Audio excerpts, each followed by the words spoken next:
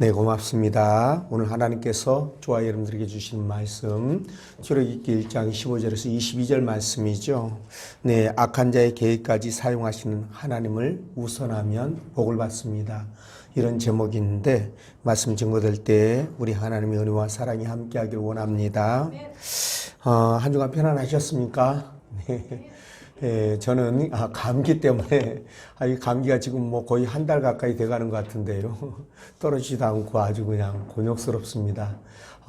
제가 코로나도 걸려봤고 감기도 걸려봤고 그런데 개인별로 사람마다 이제 차이는 있겠지만 저는 코로나보다 훨씬 좀 감기를 더 심하게 앓는 것 같습니다. 코로나 때는 불과 뭐 열도 뭐 하루 이틀 정도 나다 말았던 것 같고 목도 이렇게 잠기는데 말하고 대하고 이런 거 전혀 지장이 없었죠. 그러니까 깨끗하고 깔끔하게 목소리가 변하더라고요.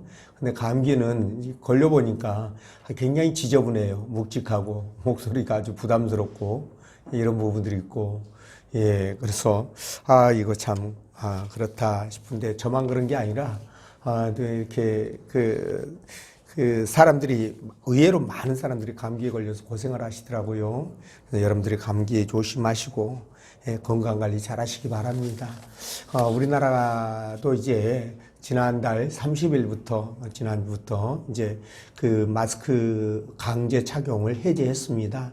물론 의료 시설이라든가 무슨 이제 특별한 어떤 그런 기관들 그리고 대중교통 이런 데서는 이제 마스크를 아직도 착용을 해야 되지만 그래도 그동안 이 중국 코로나로 막혔던 입이 이제 뚫리는 그런 이제 은혜를 맛보았습니다.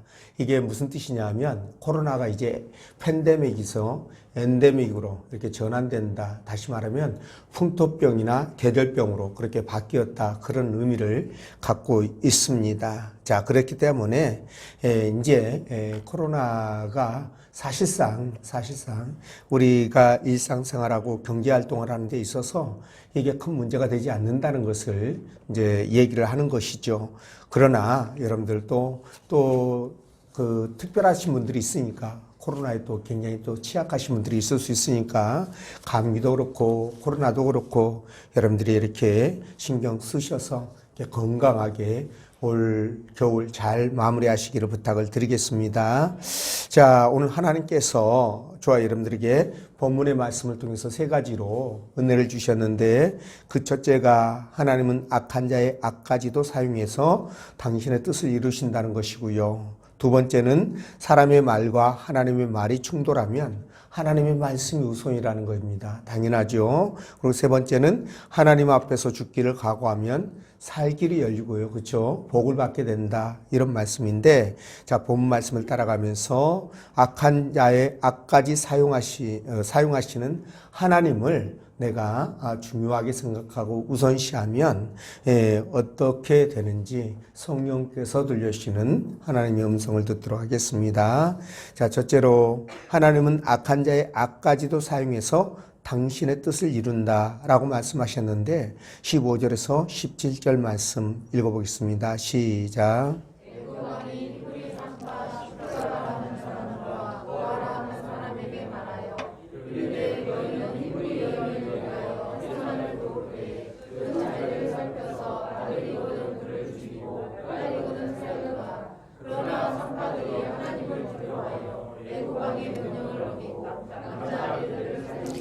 아멘. 자, 애굽은 이스라엘의 인구가 급격하게 늘어나자 그들이 이기감을 느끼죠.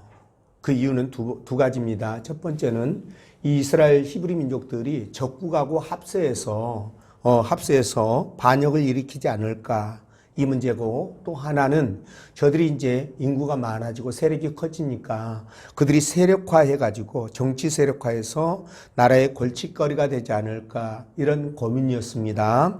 그래서 이 바로 왕이 이제 묘책을 생각해낸다고 낸 것이 바로 뭡니까?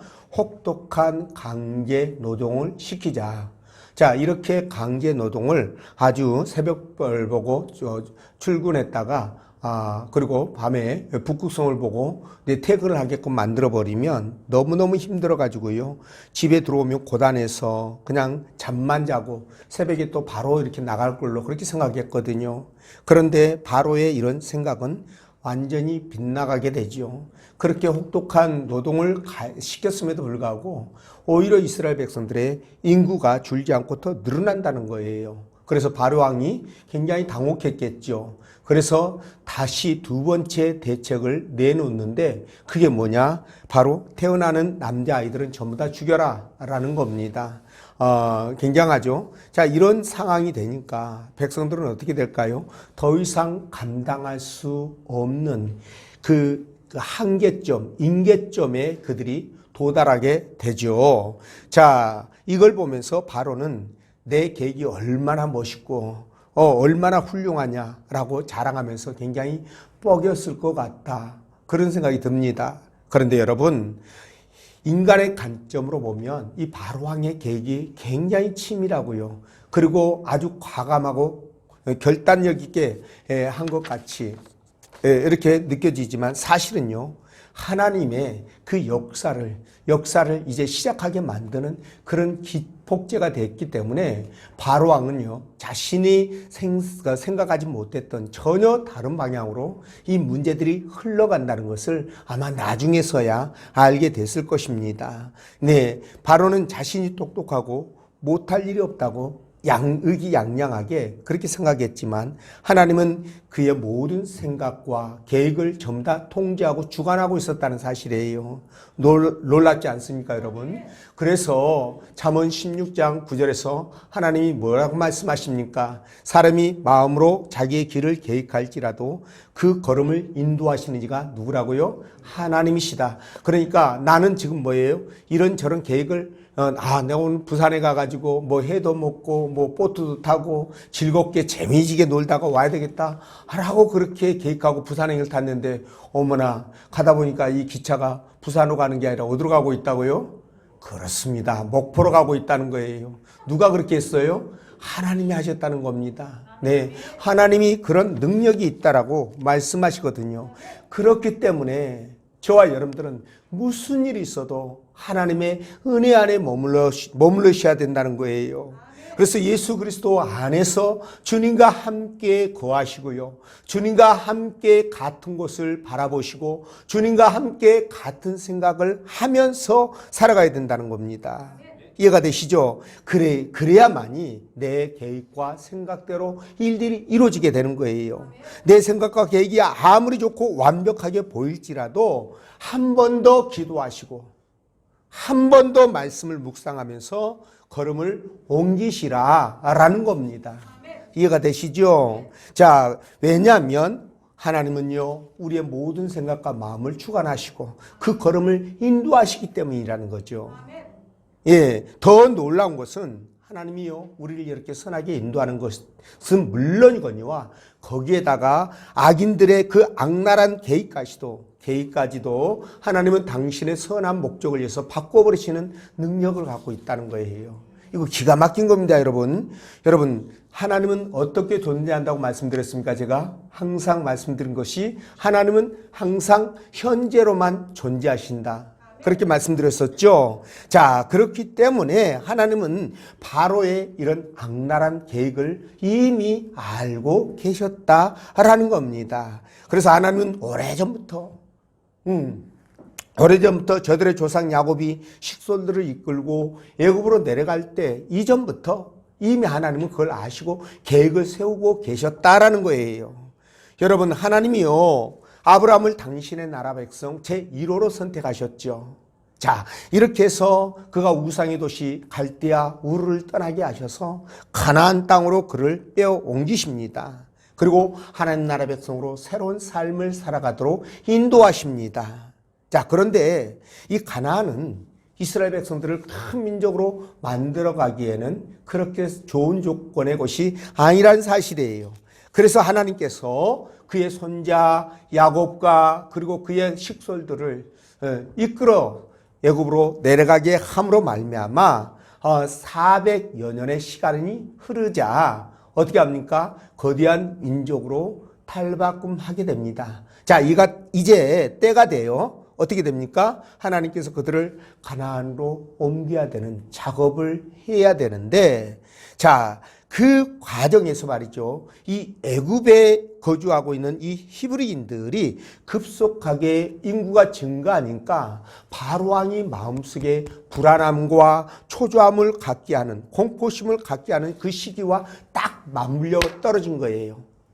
그래서 바로 왕이 이스라엘 백성들을 탄압하는 그 시기와 딱 맞아 떨어지게 만들어서 이 일을 진행해 가신다는 사실입니다. 자, 여러분, 이걸 보면서 정말 하나님의 놀라우신 그 계획, 그리고 그분의 능력, 그리고 그분이 당신의 백성들을 품고 당신의 백성들을 중심으로 해서 세상을 이끌어 가시는 그 어마어마한 그 능력, 그것을 우리가 다시 한번 깨닫게 된다는 거예요. 자, 여러분, 한번 생각해 보십시오. 이제 때가 되면 이스라엘 백성들을 가나안으로 인도해야 되는데, 저들이 만약에 애굽의 그 풍요롭고 그리고 또 그 행복한 삶, 그런 삶들이 제공됐다면, 애국에서 제공되었다면 저들이 애굽을 떠나려고 할까요? 안 할까요? 안 하지요. 안 합니다. 우리는 이곳이 좋사오니 이곳에 초막 3개를 짓고 우리 여기서 영원히 삽시다. 이러면 골치 아파진 거예요. 예, 그렇습니다. 그래서 말이죠. 하나님께서 비상적으로 움직이시기 시작한 게 바로 이 역사적 사건들을 만들어내게 된 계기가 되는 것입니다. 자, 우리도 그 애굽에 살고 있던 히브리인들도 다 아마 똑같은 생각일 거예요. 나일강 그 기름진 그 옥토, 나일강 유역에서 어마어마한 양의 그 곡식들이 생산되지 않습니까? 거기다 기름진 고기들, 그리고 그 애굽에 있는 각종 향신료들, 이런 것들을 놔두고 미래가 보장되지 않는 낯설고 물서른 곳으로 간다는 것이 그렇게 쉬운 문제가 아니라는 거죠. 예, 그래서 하나님이 히브리인들에게 바로 왕이 고통을 가하는 것을 하나님이 묵인하셔요. 그걸 방치하십니다. 결국 저들이 그 고통을 감당하지 못해서 하나님께 부르짖어 호소하게 되잖아요. 그때 하나님이 짠 하고 그들 앞에 내보낸 것이 누굽니까? 모세였습니다. 만약 이런 과정들이 없이 모세를 보냈다면 어떻게 됐을까요? 그 영악한 히브리인들이 모세를 받아들였을까요? 천만의 말씀이에요. 모세 아마 돌멩이 맞아서 쫓겨났을 겁니다. 그런데 그런 상황 속에 모세가 들어가니까 어떻게 돼요? 말 한마디 하지 않고 오 나의 구세주여 우리를 살려주소서 이렇게 하면서 모세를 따라 가나안 땅으로 이제 애굽을 떠나 가나안 땅으로 가는 거 아니겠습니까? 자, 이처럼 하나님은 이 악한 바로 왕의 계획이었지만 그러나 그 계획까지도 하나님이 바꾸셔가지고 어떻게 해요? 당신의 뜻을 이루시는데 선하게 사용하는 이런 부분들을 우리가 볼 수 있다는 겁니다. 자, 얼마나 정말 우리 하나님이 이디하시고 대단한 분이십니까? 그렇기 때문에 저와 여러분들은 어떤 일이 있어도 하나님을 믿고 의지하면서 그분을 100% 신뢰하시고 따라가셔야 된다는 거예요. 여러분, 세상이 아무리 화려하고 아무리 좋은 것처럼 보인다 할지라도 그건 잠시 잠깐 있는 겁니다. 잠시 잠깐 있다 사라질 것들 아니겠습니까? 자, 어쨌든 하나님은 이런 악한 자들의 계획까지도 바꾸어서 당신의 선한 뜻을 이루어가는데 사용하신다고 그랬는데 여러분 그 좋은 애가 뭐냐? 바로 우리 주님이셔요. 자, 여러분 우리 주님이 이제 노마의 호적 정리 사업을 통해서 베들레헴에서 태어나신다는 그 말씀을 이루어가는 것을 볼 수가 있습니다. 그죠? 그리고 여러분 우리 주님이 애굽으로 피난을 가게 함으로 말미암아 그 헤롯 왕이 2살 미만의 아이들을 다 죽이려고 그러니까 갓 태어난 예수님을 이제 데리고 보고 예수님의 부모가 애굽으로 피난을 가잖아요. 그 말씀이 구약 성경에 기록되어 있는데 그걸 이루시기 위해서 대헤롯의 그 핍박을 여기다가 이렇게 집어넣은 겁니다. 자, 뿐만 아니라 결정적인 것은 사단의 조종을 받은 이 유대인들이 말이죠. 예수님을 십자가에 못 박아 죽여버렸잖아요. 그런데 하나님은 그 예수님을 십자가에 못 박아 죽인 그 사건을 가지고 어떻게 사용하셔요? 인류를 구원하실 계획을 이루시게 되는 거예요. 놀라운 일입니다, 여러분. 자, 또 하나 여러분들 예를 들어보면 여러분 모압 왕 발락이 발람 선지자를 통해서 이스라엘 백성들을 저주하라고 그렇게 요청을 하죠. 그때 하나님은요, 이 발람의 입술을 바꾸시죠. 그의 입을 바꿔서 오히려 이스라엘을 축복하게 만들어버립니다. 이런 역사와 기적을 하나님이 이루시게 되거든요. 자, 그래서 이런 것을 볼 때 뭐예요?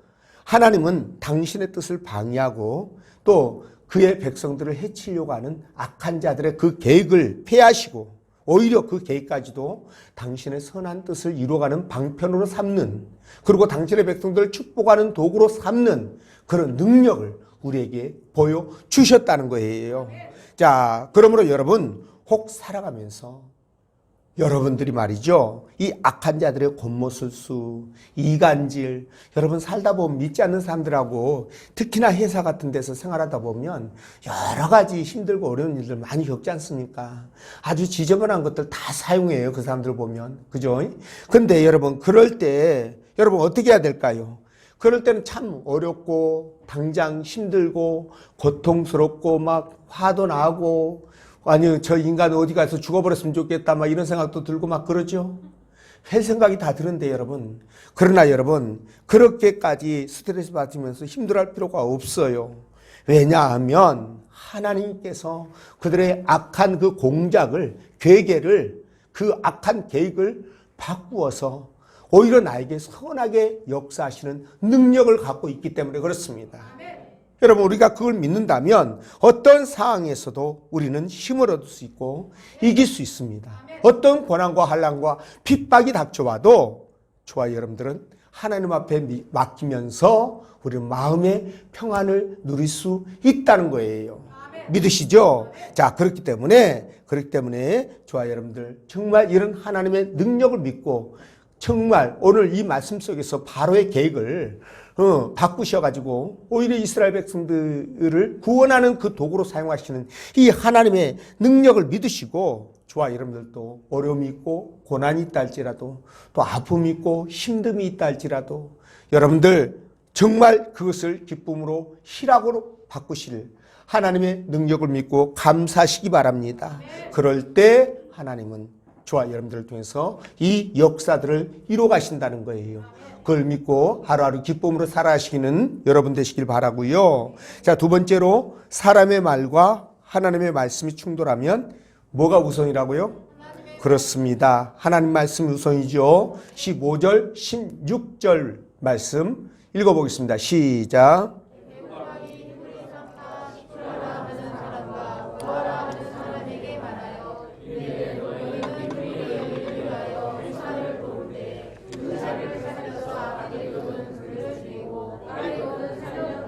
아멘. 야, 딸은 좋겠다. 자, 본문에서 사단으로 예표되는 이 애국왕 바로가요, 산파들에게 무서운 명령을 내리죠. 태어나는 히브리 남자아이들을 전부 다 죽여라 라는 것인데, 여러분 이 히브리 남자아이들을 죽이라는 바로의 명령은 신성 불가침입니다. 고대 그 왕들은요, 그야말로 신인 일체예요. 자기 말이 신의 말이고 신의 말이 자기의 말이다, 이렇게 이제 여기면서 왕지를 했는데, 여러분 이 말은 어기면 안 되죠. 어기면 자기 생명으로 그것을 갚아야 되는 그런 상황입니다. 자, 그런데 이 산파들이 어떻게 합니까? 17절을 보면 산파들이 바로 바로의 명령을 어기고 태어나는 남자아이들을 살렸다, 이렇게 말합니다. 그 덕분에 모세가 살아나게 된 거예요, 여러분. 모세가. 자, 그런데 산파들이 말이죠, 자기들이 죽을 수도 있는 거 아니에요. 왕의 그 지엄한 명령을 어긴다, 이건 말이 안 되는 겁니다. 자기 목숨을 담보로 해야 되는 거죠. 그런데도 불구하고 어떻게 했습니까? 그 명령을 어기고 아이를 살려냈다라는 사실이에요.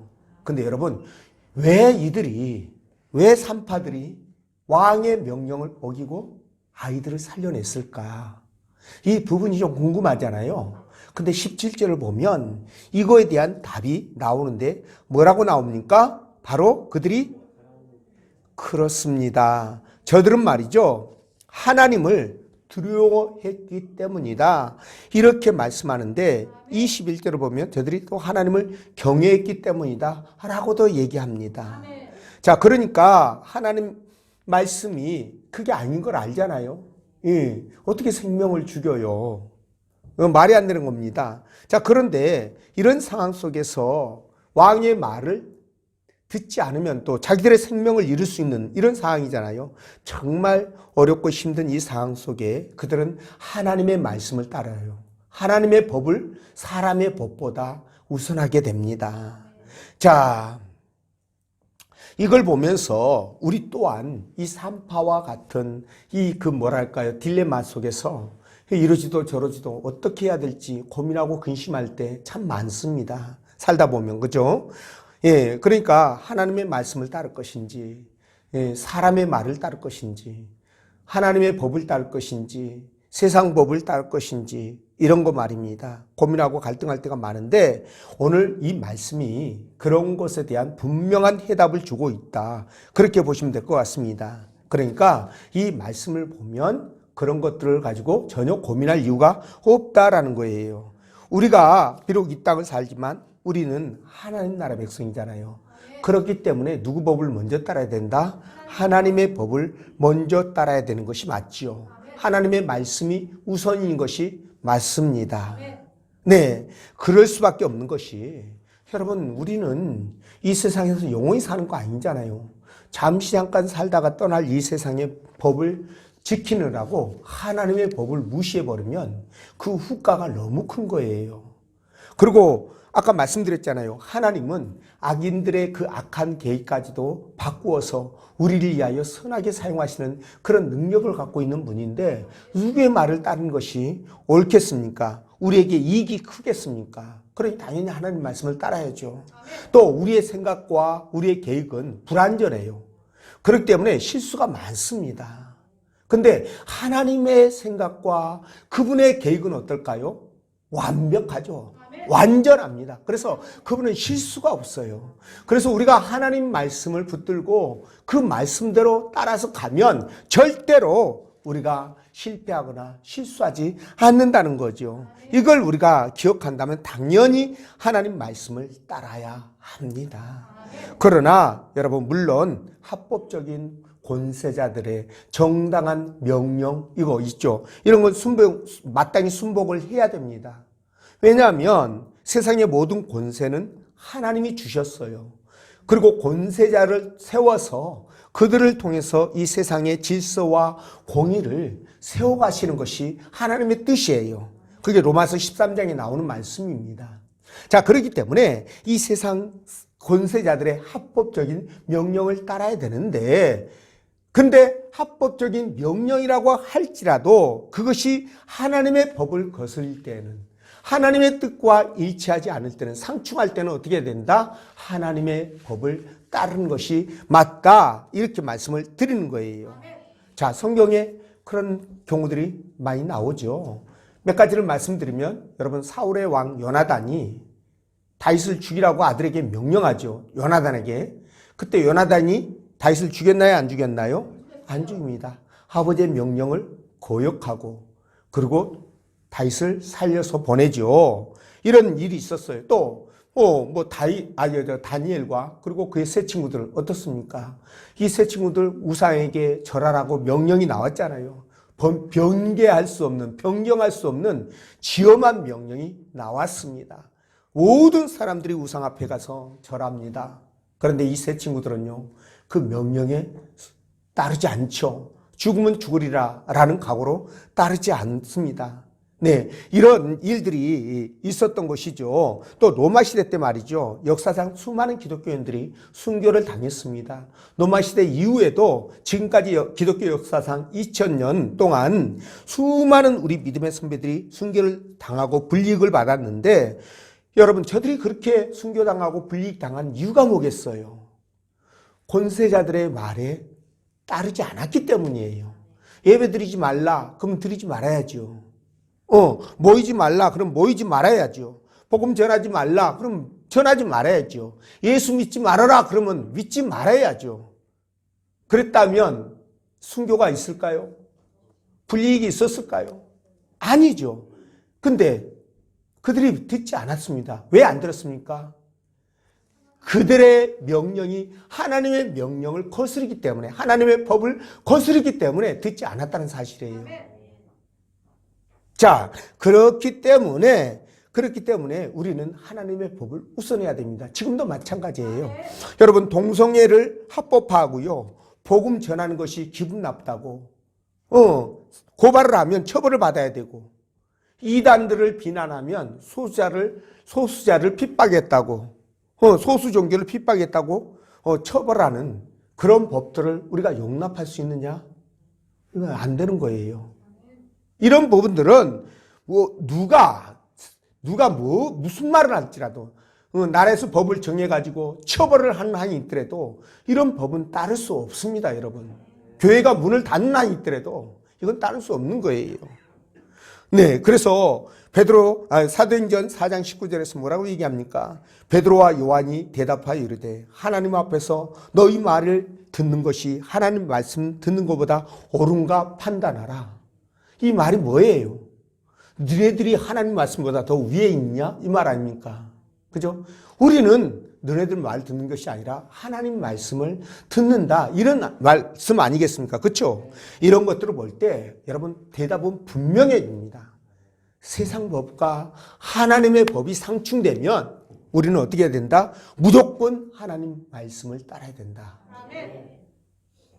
그것을 우리가 꼭 기억하셔야 됩니다. 아까도 말씀드렸지만 세상 그 권세자들의 다른 말은 우리 순복해야 돼요. 따라야 됩니다.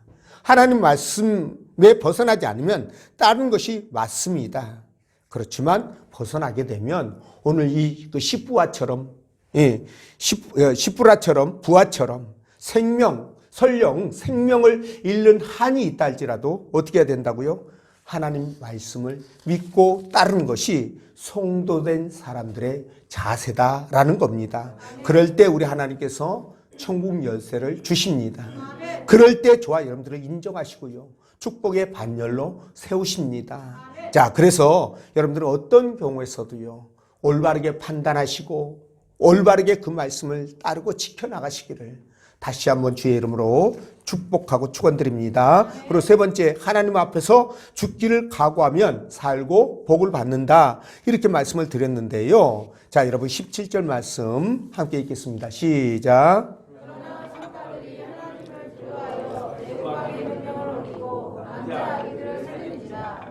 아멘. 자, 히브리 산파들이요, 바로의 명령을 어기고 남자아이들을 다 살려주죠. 자, 그런데 그렇게 명령을 어기고 살려준 이유가 여러분께 말씀드린 것처럼 그들이 하나님을 두려워했던 것 때문이고, 그리고 두 번째, 하나님을 경외했던 것 때문이다, 이렇게 말씀을 드렸는데, 자, 여러분, 그들은요, 하나님께서 이스라엘 백성들의 번성을 원하시는 걸 알고 있었지 않겠습니까? 그렇죠? 그리고 생명을 죽이는 것이 하나님의 뜻이 아니라는 것을 그들은 이미 알고 있었을 거예요. 그때 당시에는 말씀이 없었습니다. 그러나 말씀이 없었지만 하나님이 주시는 은혜가 있잖아요. 그렇죠? 은혜로 이미 우리가 성경을 보면 말씀이 기록되지 않았던 시절을 살았던 사람들도요, 그 말씀을 떠나지 않고 말씀의 범주 내에서 살아가는 것을 우리가 볼 때, 하나님께서 직접적으로 말씀을 주지는 않았지만, 율법을 주지는 않았지만, 그래도 그 범주 안에서 살아가도록 하나님께서 인도하셨구나라는 것을 알 수가 있어요. 그게 바로 뭡니까? 족장들이, 아브라함 이전에 족장들, 아담부터 시작해서 또 셋, 그리고 그 밑에 후손들 쭉쭉 해가지고요, 이런 사람들이 항상 뭡니까? 하나님 앞에 제단을 쌓는 것을 보면 우리 알 수 있어요. 예배를 드리잖아요. 예배 드리라는 말씀이 없었지만. 그러니까 이런 모든 것들을 보면 그런 것들을 이제 유추해 볼 수가 있는데, 자, 그래서 이들은요, 죽기 살기로 어떻게 했습니까? 죽기 살기가 아니라 안 죽기로 각오하고, 그죠? 예, 그들이 바로의 말을 듣지 않습니다. 자, 그런데 말이죠, 이런 상황 속에서 너무 감사한 게, 그들이 그런 상황에서 진짜 바로 왕에게 잡혀가지고 죽었나요? 아니요. 네, 죽지 않았습니다. 물론 죽을 수도 있어요. 우리 순교자들 보면은 그거 알 수 있지 않습니까? 그렇죠? 죽지 않으면 순교자들이 어떻게 생겨났겠습니까? 죽었으니까 생겨난 거죠. 근데 감사하게도 하나님 말씀을 따라서 정말 지키려고 노력했던 이 산파들에게 하나님이요, 어떤 해도 입지 않도록 그들을 보호하셨고, 나아가 어떻게 했습니까? 그들의 집안이 흥왕케 되는 축복이 임하는 것을 볼 수가 있습니다. 여러분, 하나님의 말씀을 두려워하고 그 말씀을 따르고 순종하기를 기뻐하는 주의 백성들에게 하나님이 어떻게 하신다고요? 집안이 흥왕케 되는 역사를 부어 주신다라는 거예요. 역사를 행하신다는 겁니다. 여러분, 성경은요, 고비고비마다 쉬운 세상 길을 택하지 않고요, 어렵고 힘들지만 믿음의 길, 신앙의 길, 하나님의 길을 택한 그의 백성들에게 하나님께서 복을 주시는 것을 우리가 볼 수가 있습니다. 자, 여러분, 기생 나합 아시죠? 네, 예수님의 조상이 되는 이 기생 나합이, 자, 나합이 여리고성에 살고 있을 때 여호수아가 여리고성을 이제 공략하려고 정탐꾼을 보내잖아요. 근데 벌써 여리고 왕이 그걸 알고 정탐꾼 색출 작업을 나섭니다. 숨겨주는 자는 다 죽인다고 했습니다. 자, 그런데 이 상황 속에 그 명령이 지엄한데도 불구하고 라합은요, 이 정탐꾼들을 숨겨주고 내보내잖아요. 바깥으로 안전하게. 자, 그 결과 어떻게 됐어요? 이 라합이 했던 행위는 바로 뭡니까? 그가 지금까지 믿어왔던 신보다 하나님이 월등히 더 크고 더 위대하다는 것을 알았기 때문에 그랬습니다. 근데 그렇게 하나님을 믿고 의지했던 그 결과 어떻게 됐습니까?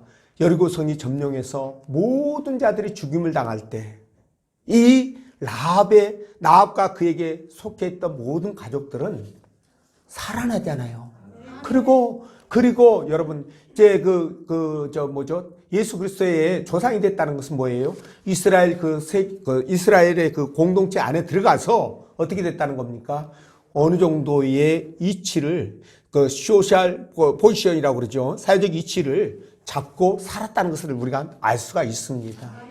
자, 그런 걸 보면 어떻습니까? 아, 하나님께서 당신을 사랑하는 백성들에게 이렇게 복을 주시고 그들을 지키시고 보호하시는구나. 이걸 우리가 느낄 수 있어요. 자, 마가복음 10장 29절 30절에 이렇게 말씀하시죠. 예수께서 이르시되 내가 진실로 너희에게 이르노니 나와 복음을 위하여 집이나 형제나 자매나 아버지나 어머니나 자식이나 전토를 벌인 자는, 자, 이건 뭘 얘기합니까? 주님을 믿으면서 주의 말씀을 따라 믿음으로 순종하며 세상 이익을 위해서 살지 않고 하나님 나라를 위해서 살아가는 주의 백성들에게 어떤 복을 주신다?